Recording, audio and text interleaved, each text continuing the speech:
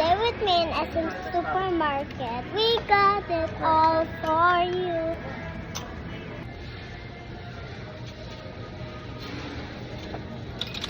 Hi guys, nag-grocery ako. Oh, mabangga.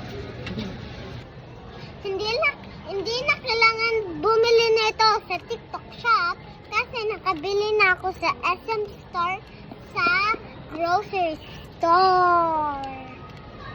Huwag na mag-order, bumili na lang.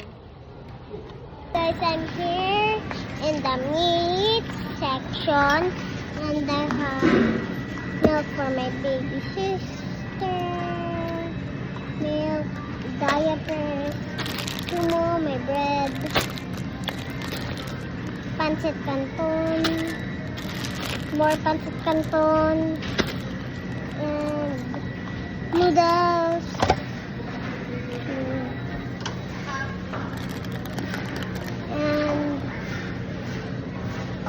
and these things, I don't know what that's called,